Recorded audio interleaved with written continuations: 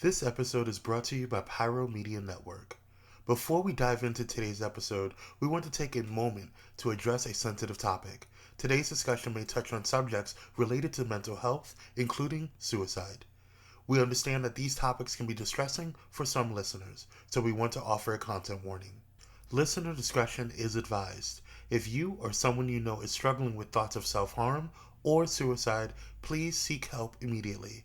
You are not alone, and there are people and resources available to support you. You can dial 988 for your local support and resource line, or 911 if you are in immediate danger. We encourage you to prioritize your well-being, and if you feel uncomfortable with this content, feel free to skip this episode. Your mental health is essential, and we want to ensure that you have the support and resources you need. Now, let's get started with the show.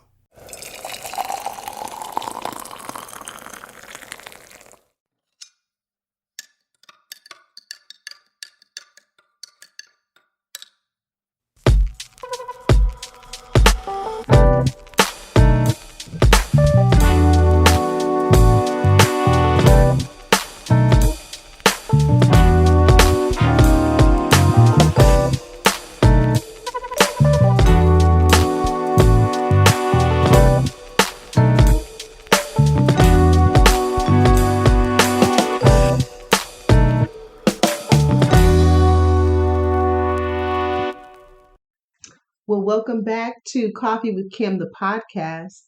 This is a safe space where you can just sit back, relax, and enjoy the conversation. So today is an extremely uh, important and special podcast for me. I have my youngest daughter here, Zion. She's with me, and we're going to have a very, what some folks may call hot conversation, honest, open, and transparent. And one of the topics that we're going to start with um, is mental health. And I know that's a hot button right now in our society. You know, people are talking about mental health all over the place. Um, and it's a great topic for us to discuss. But you know, mental health has different meanings when it hits home. And so, you know, as a family, we've had some experiences dealing with mental health, and I've been waiting a long time to have you here with me, Z. So welcome to my podcast. Thank you for coming, and thank you for just being willing to share. Um, we've spoken already. You know, you said you're pretty open to you know, discuss whatever. And of course, you know, I'm your mama, so I'm not going to put you out there. But, you know, one thing I do know is whenever you are testifying of things that have gone on in your life, and I don't mean you personally, I mean people, whenever we testify to things that have gone on in our lives and we share and we're open, a couple things happen. One, because we are believers, the enemy no longer can hold that over your head. And then number two, somebody can be helped, you know. And I'll add a third one too. Okay. And you kind of overcome some things too when you put it out there in the atmosphere. And so I'm just real grateful today that you're here with me. And I mean that in many ways. And we'll get to that a little later. But I want to ask you, how are you today? Well, for one, what's up, everybody? I hope y'all are doing good. Thank you for tuning in. Today, I'm doing okay today. You doing good? Yeah, I'm doing. I wouldn't say good, but I'm okay. Like Okay. you know, I'm okay. Yeah. Yeah. Today, was kind of like just like a okay day. And one thing someone told me recently, that I talk to often about like my mental health is like they told me, you know, it's okay to just have those okay days. You know, it doesn't have to be a good or a bad day. It could just be okay, you know. So what would you say? That's interesting to me. That's very interesting to me. So what would you say would be the difference between an okay day and a good day for you? Mm.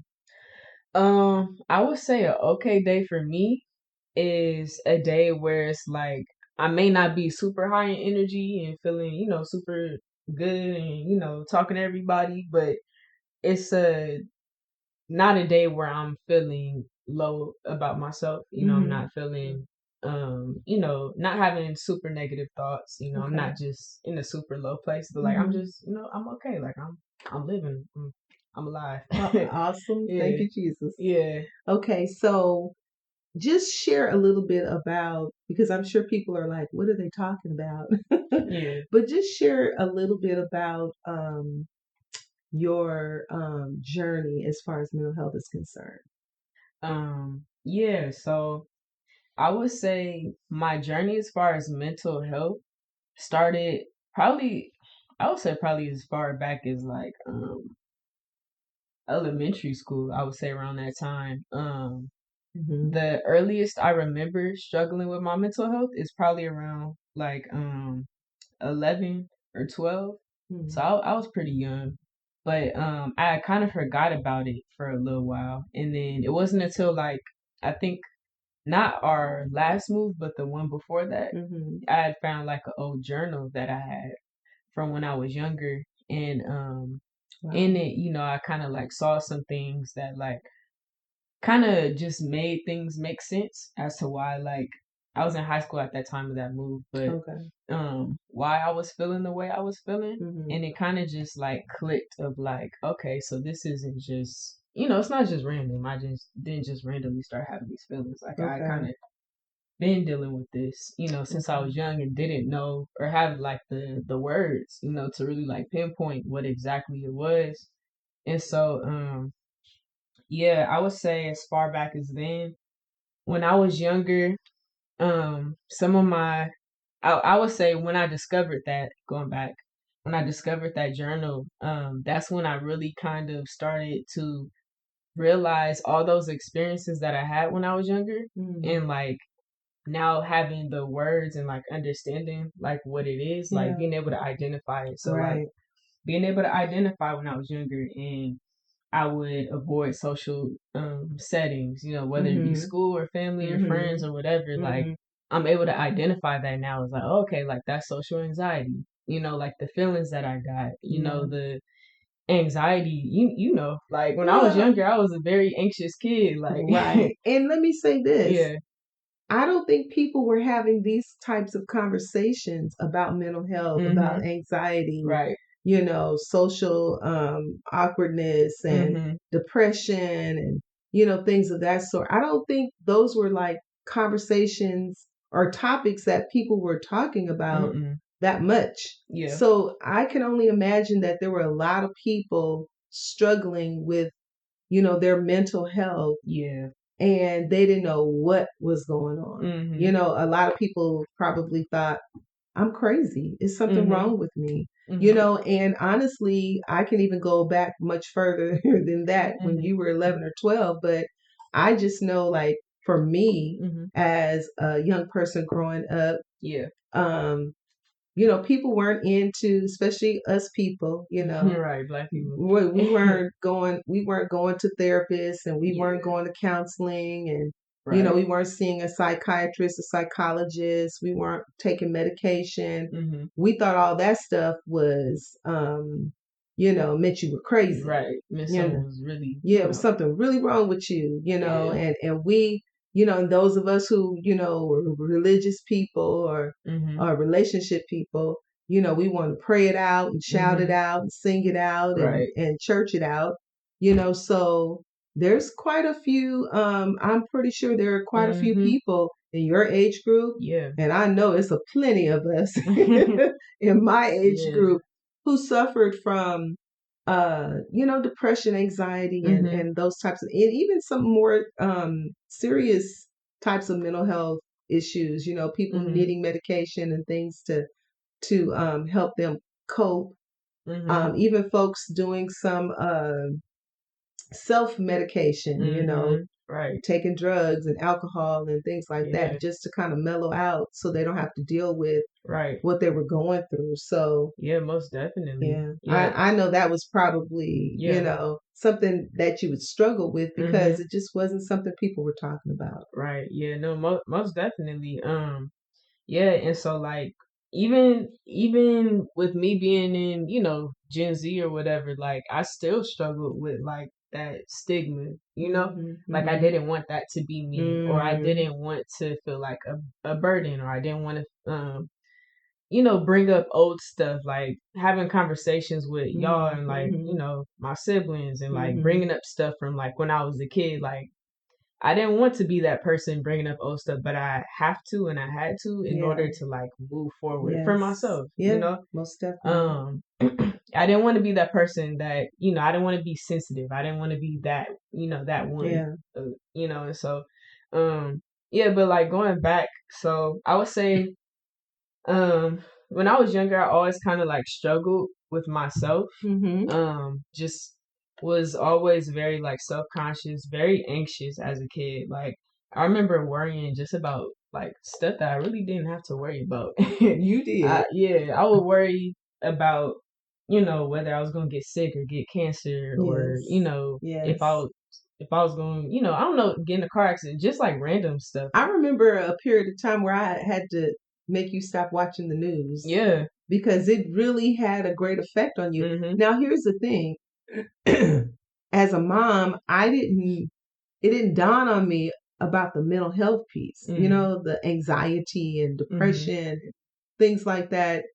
I was just kind of like, well, you know, she just thinks too deeply into this kind of stuff. So I'm just going to shut her down from watching the news for a period of time, you know, and maybe, you know, and I remember telling you, think about kids stuff. You know? Right. I'm like, what does that mean? What does that mean? You know, think about, you know, you're a kid. You don't have to worry about a heart attack. You don't have to worry about cancer. You know, things like that. Right. I remember saying those things, you know. Yeah. Yeah, that was definitely like my first few experiences that I can recall. And it's crazy because I want to go back to that a little later on in our conversation, because I know we had talked a little bit about the book I'm reading, about like how sometimes like our behaviors and traits and even like disorders, like mental health disorders and whatnot, can be passed down generationally, you know, inherited, like literally on the cellular level. And so I want to talk about that because once I started reading this book, I saw a lot of correlation between me and Granny. Wow. What's the name of the book? It's called It Didn't Start With You by Mark Wolin. But yeah, I think he's a psychiatrist. Okay. He studies psychiatry. But yeah, so we can go back to that later. But yeah, that was one of my first few experiences that I can recall, just on like that level as a kid. And then also just always feeling super out of place everywhere I went. Right. And I didn't really know how to verbalize it. And I had a lot of shame around it because I didn't understand it. And so therefore, of course, you know, you guys, like the family, didn't really understand it. Right. And I feel like oftentimes it would come off as like me being standoffish or not wanting to engage or not wanting to. But in reality, I was battling myself in my head, you know, and didn't know how to like verbalize it. I remember school was like hell for me up until like, I believe middle school, because I mean, I would literally like sit in the bathroom sometimes for like long periods of time, just like racing, like heart racing and like palms sweaty, and like wouldn't want to get up in class, like afraid that like my sweat stain on my butt was so much that like if I got up, people gonna think I peed myself, like you know, just stuff like that, like and yeah, I never really like engaged much. And I think it even got to a point in third grade where you guys didn't realize it at the time, but you know, I was having that issue, you know, with that teacher. Man, your dad went up to school and he was about to get busy with the teacher. And had no idea that that was an internal thing that you were dealing with. because she wanted to, you know, honestly, she wanted to blame it on, I guess, Dad and I. Yeah, she's trying to find problems with the Yeah, home. I remember her asking me, is there anything going on at home? And I was thinking, what? Yeah. Well, there's always something going on in a home. Right. No Right. home is perfect. Exactly. But there wasn't anything that I knew of at that time that was happening in our home that would have affected you so deeply like that. We had no idea that you were struggling in that area. And I just, I want to say to probably some parents that are out there listening now that,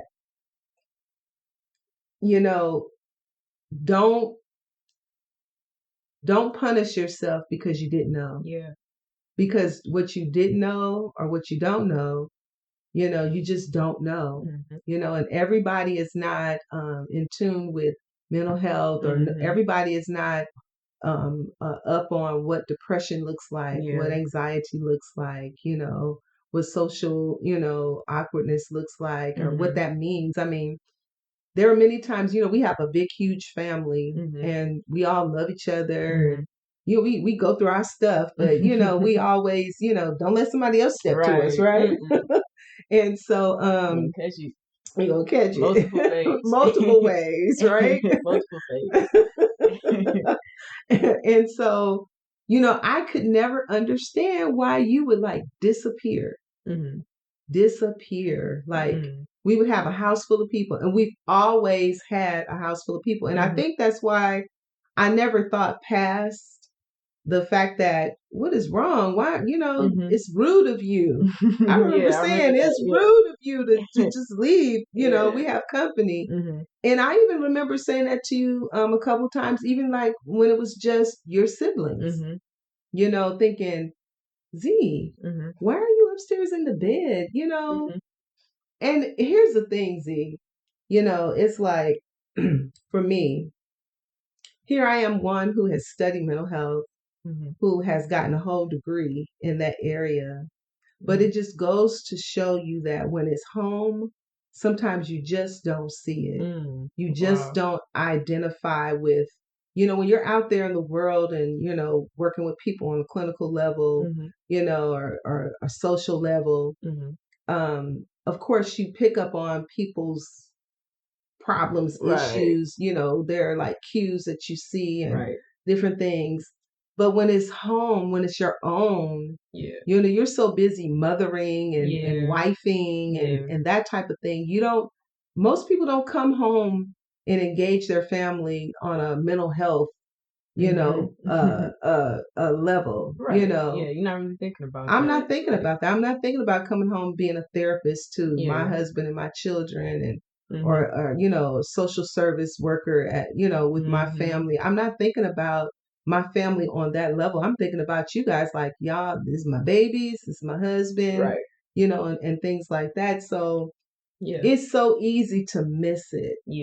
It's so easy to miss it. And that's why I'm so grateful that now we do have a lot of information out there concerning mental health, concerning, people having depression and anxiety. And we keep talking about those two, but those two are the more relevant for us. There are so many different things that we can, you can get on the internet and just look up stuff, and get some help if you need that, just like you're reading a book. And that reminds me so much of myself, because I remember, years ago going through a certain situation, and I was really trying to get some help. And I remember reaching out to books. Books were my therapists and my counselors. I was always looking for a book, an author, someone or some material that I could relate to, or that could relate to me, where I didn't feel like I was this freak of nature and nobody could understand what I was going through. Most definitely. I agree. Like, right now is like the best time more than ever to like really tap in with all that, because it's so many resources out there. And I definitely want to talk about that as well a little later on. Sure. Just like some of the work I've been doing for myself and like on myself, and how that's really been like transformative for me. But yeah, so like I was saying, like early on, kind of dealt with depressive and like suicidal thoughts when I was younger as well. Like in that journal was definitely some dark stuff, Wow. that I kind of like forgot about. And as I got older, just kind of suppressed, like just learning how to suppress, push it down. Yeah, it was a point in time where like I didn't cry, like I hadn't cried in like years. I don't know if you remember, but I didn't realize how turned off I was to my emotions, or detached I was from my emotions, until I had this realization. But during Pawpaw's funeral, like that was a period of time where like I was not crying. And I did not cry. And I thought something was wrong with me. I'm like, what's wrong with me? Everybody else is crying. And like, I had a relationship with my papa. Yeah, absolutely. And I would go over to the house and eat, and I would see him, and but like, I didn't realize how detached at that time I was from like how I was feeling and my emotions. And like, because it hurt so much, I just tried to shut it off. So things that hurt a lot, just shut them off. Just shut them off. And I think I did that for years, up until the past last maybe 2 or 3 years, when it just got so heavy to the point where you can't ignore your feelings. Like you can't try to ignore them, or like or you can disregard them for so long. Yeah, it's like, exactly, you could do it for so long, but eventually it's all gonna catch up to you, so like it caught up to me. Yeah. And I had a really rough time. I was already having a rough time mentally, especially like during the pandemic, because it forced me to like be with myself a lot. And I was very in shape, working out, and taking care of myself. Right. And I eventually just started letting go of myself. And like during that time, I had gained like 40 pounds. Did you? I gained 40 pounds. I'm down 20 right now. Wow. Yeah, I gained 40 pounds. I was eating everything. But I think we all gained 40 pounds. Everybody, we was all just trying to eat our emotions. We just saw each other the same. Exactly. Like nobody, and that's why when I forget what made me realize it. One day I looked up and I was like, I ain't got no abs no more. Like, wow. But I didn't realize I was really starting to develop like a bad eating habit of like overeating to like compensate for like me feeling bad, because I wasn't intact with my emotions. Yeah. And that's even something today that I still work on. Like that's why I'm so big on like how I eat sometimes, because like I have to, because I'll easily go binge and go to In-N-Out and get 2 burgers and or 2 grilled cheese, because I don't eat the burger, the meat, and an animal fry and a shake and a this and a that, and like overdo it, and like it feels good temporarily, right, because of the dopamine rush, but that's just temporary, like it's not long term. And so I mean, during that time I was kind of like dealing with that, and so of course like my self-image wasn't good. And at that time I still wasn't realizing a lot of things. I think an important thing I'm learning about my healing right now is when you're ready to know, your body knows when you're ready to know. Okay.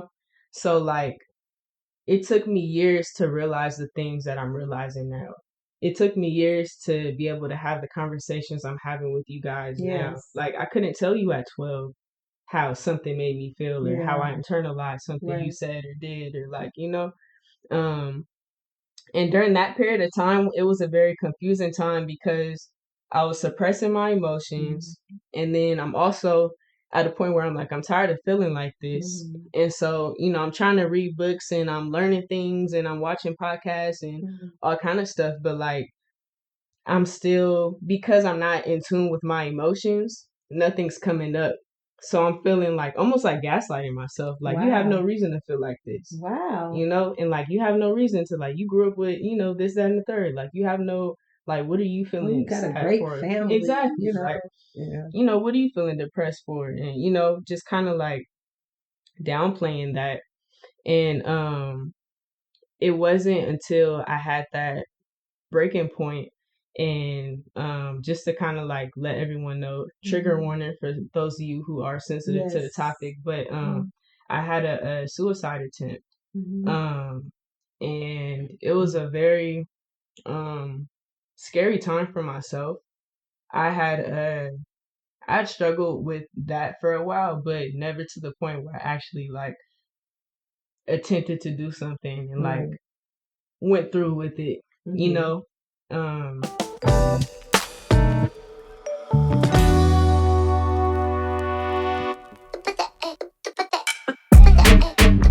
Are you ready to take your streaming broadcast, website, or social media visuals up a notch?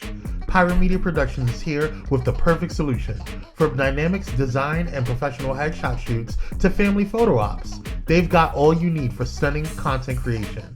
Check out pyromediaproductions.com today and add that creative flair. Pyro Media Productions, setting brands ablaze since 2017.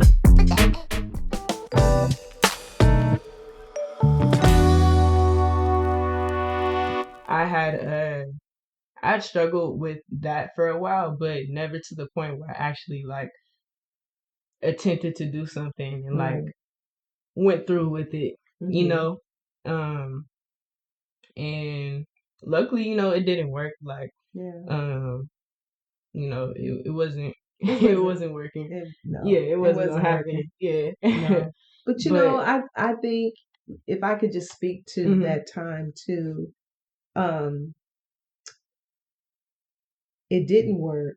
mhm, And then it's just amazing how God puts you in places and has people around. mhm, I mean, not to like just go over every detail of that mhm, time, but it was like everything or everyone that was supposed to be in place mhm. was where they were supposed to be, Yeah, to make sure that you were okay, right. you know. Yeah. And it was a very hard time for our family. Mhm, Let me just say that for families because um one thing, I was talking with a friend of mine and we were talking about how we just recently learned of this person who died in a car crash.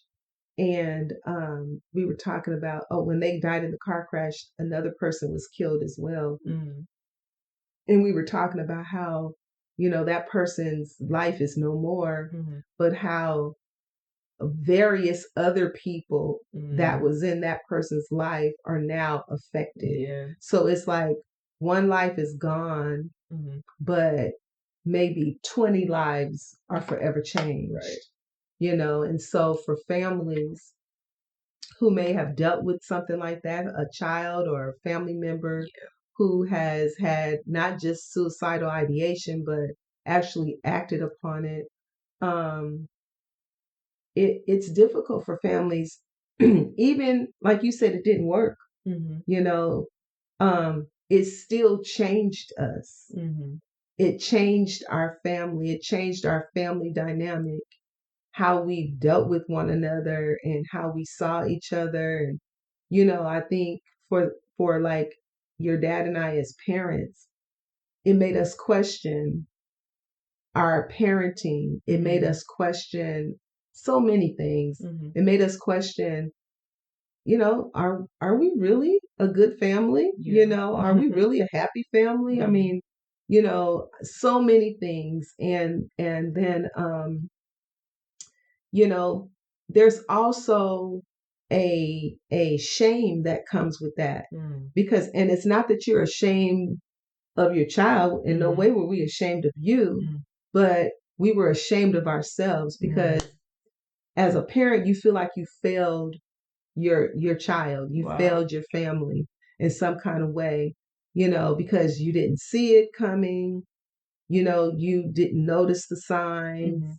Mhm, um and then what was it that you did as a parent that that made that, and you always put it on yourself, mhm. always make it about you. And that was Yeah. one of the things that we really worked hard at, is trying not to make it about us. But Mhm, you tend to do that because you mhm. tend to go into the, well, what did we do wrong?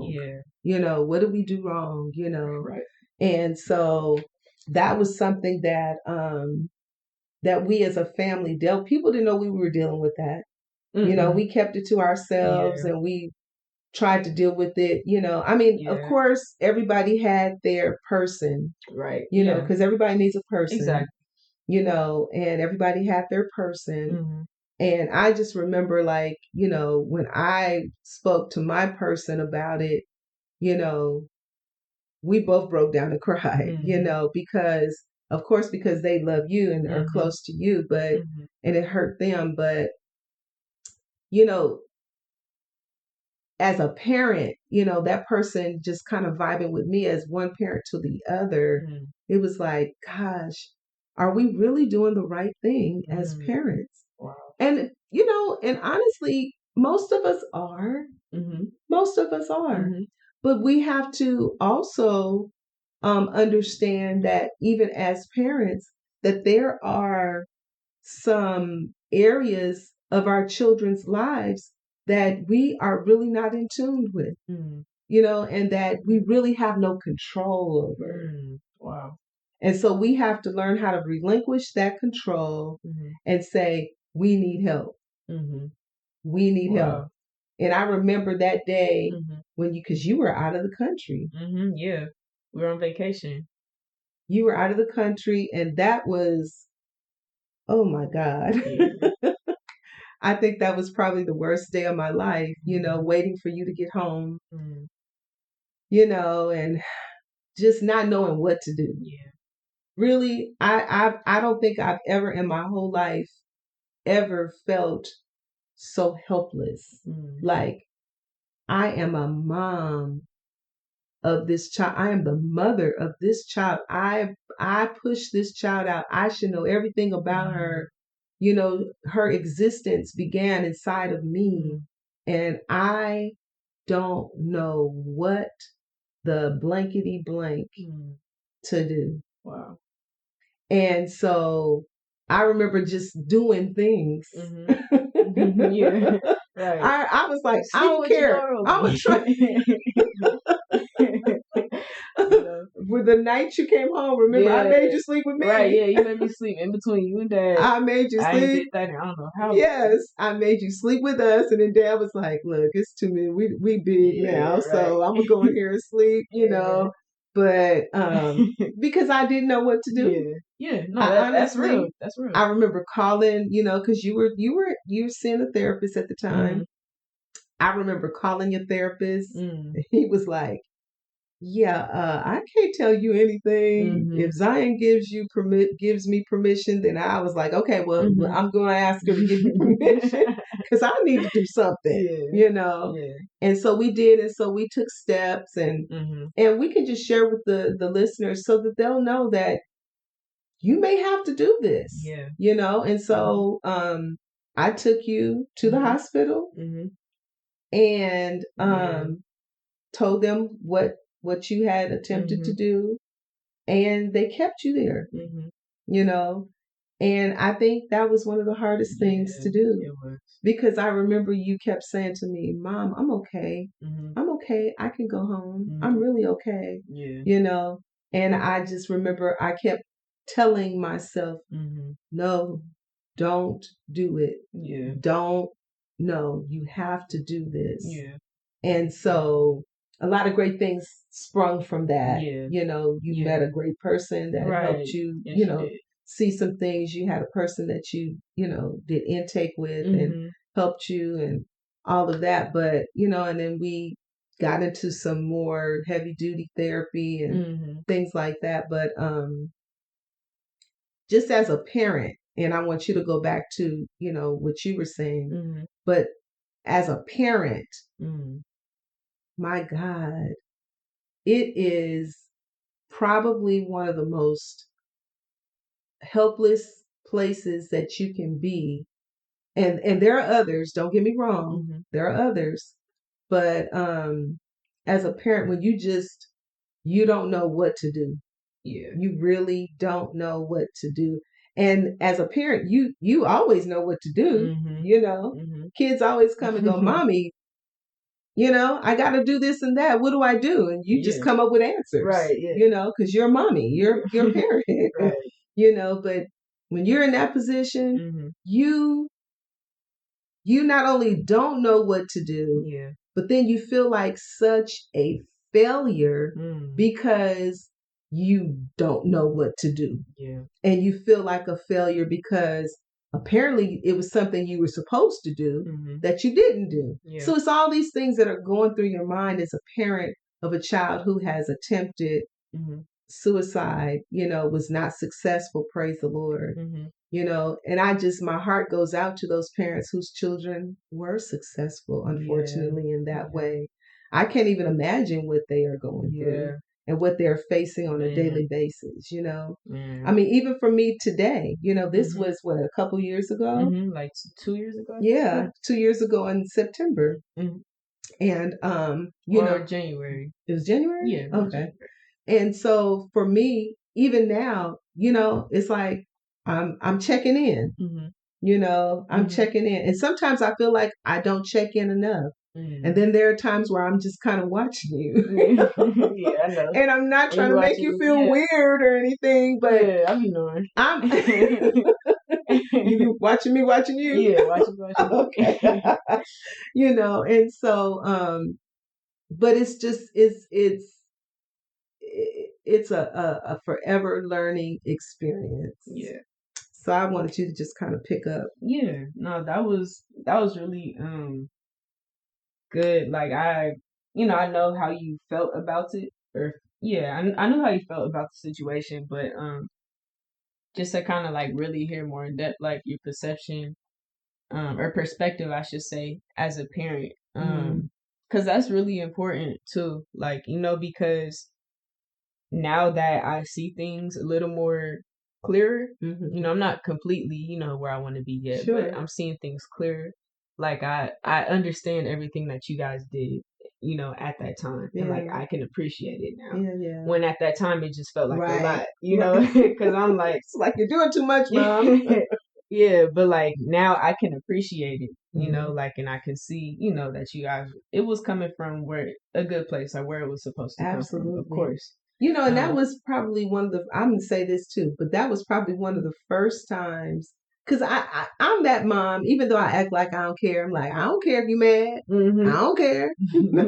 But I really always cared. Yeah, right. Because I love my kids, and I love when my kids love me and like me. But I knew at that point, I did not care if you liked or didn't like what I was doing at that point. Right. Because my main objective was to keep you here. That's fair. So it was like, I don't care if she mad. I don't care if she got an attitude. I don't care if she don't want to sleep with me. It's like either you sleep with me or we get handcuffed together. I mean, you choose your poison. Right. I remember you saying that too. Get handcuffed together. But that was such a crazy place for me, because I was so good at hiding it. I hid it for so long, and just became, I guess, comfortable, like in my own bubble with it, like never really reached out to too many people about it. I know, like, I've been going to different therapists since probably like middle school now, but even with them, like, they probably couldn't even tell you, why, because I didn't know what to tell them. I was still deeply in it. Yeah. But let me, I'm glad you brought that up. And this is not a knock at any therapist that you ever saw. Okay. But the amazing thing was, like, every therapist, that you saw, they always had these wonderful things to say about you. She's so insightful. She's so smart. She's so aware. And I'm thinking, well, what's going on? What am I missing? And I would always go, I know she's smart. I know she's insightful. I know she has a lot of awareness, but what is happening inside of her that makes her, this sad, this depressed? Yeah. And so that was always a question for me. Mm-hmm. You know, as your mom, it's like I'm hearing all these great things. Even the lady at the hospital, you know, she was kind of getting on my nerves because she kept, and she's such a great person and great. I was like, yeah, but she just tried to take herself out of here. So I need you to focus there. You know? Yeah, right. She was trying to recruit me. Yeah, right. Yeah. You know, and I was like, no, not yet. Right. You know, but you know, it's Zion. I want to say this. I am so proud of you because you have taken your mental health into your own hands. You know, you're 20 years old, about to be 21, but you have taken the responsibility of your mental health into your own hands. You have made it, you know, your thing, your responsibility. You have searched out your therapist and the types of therapy and you know, and books to read and just, you know, different podcasts that you listen to and people who give, you know, advice and, you know, and all of that. And even the way the people that you put yourself around, you know, your friends and that type of thing, you've taken great responsibility for yourself. And so I want to say that I'm very proud of you for that. And I just want to thank you because I know that there are other parents out there who are feeling so responsible to make things happen. Yeah. But you are like making it happen. I never have to ask you, did you go to therapy? You know, you always make it happen. And therapy is not cheap. Nah.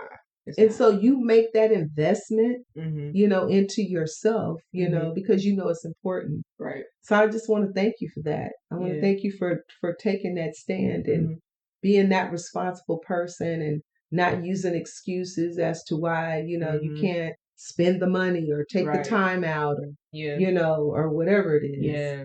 No, definitely. One thing I had to learn that was kind of like a realization for myself was that you can become addicted to certain emotions.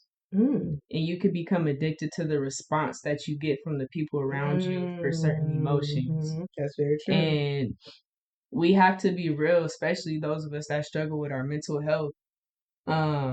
We have to be real at times where it's like, are we, you know, and it's a sensitive thing to say, but I feel, at least speaking for myself, I could say it. It was a point in time when I wasn't ready to do the work and didn't really want to do the work or stay on top of the work, but still expected sympathy, still expected. So almost like manipulating. Yeah, in a sense. And you don't even realize that you're doing it because I can't really break it down on like the scientific level that like I heard it, but pretty much how it happens is like it's certain, of course, chemicals that are released when we experience certain thoughts and that trigger certain emotions. Emotions are just chemicals basically released by the brain, dopamine, serotonin, all that kind of stuff. And so and so pretty much like when those emotions are released constantly, it creates a certain like euphoria. Yeah, like a euphoria. You know, like, you know, when you get adrenaline, like sometimes it could feel good, like a rush. Yeah. You know, or you know, like it feels bad. It feels so bad that it feels good. Yeah. If that makes sense. It does. Yeah. And so sometimes we can become addicted to those emotions, and that's why like sometimes it's hard to break out of that mental rut that you're in because your body and brain is so used to responding to certain triggers a certain way. You know, it's like it feels better to go about it this way than it does to go work out, or than it does to go read a book, or than it does to go to therapy. It feels better to go cry about it, you know, and cry all you need to, but go cry about it and not do anything to like anything beneficial on top of that, Mm-hmm. than to just, it feels better to go do that than to, go do something a little more productive that's going to help you more long term, Right. with your mental.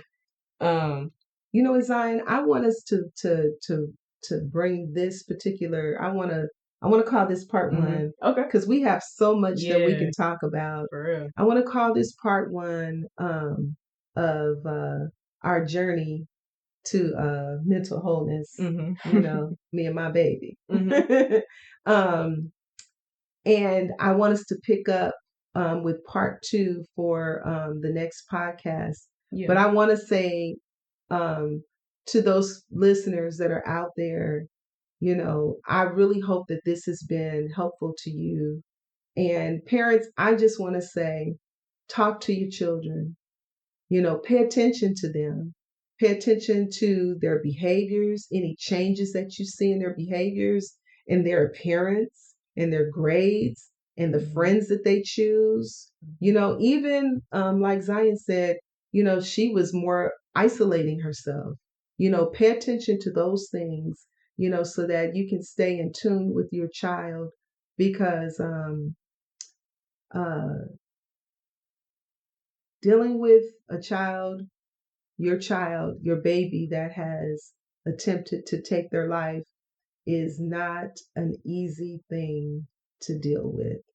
And so I wish it upon no one, and I pray vigorously for those parents whose children actually followed through and did commit suicide. I pray for you, and pray that God would just heal you. But I just want to say to my listeners, thank you for tuning in. Thank you for taking the time out to listen to this.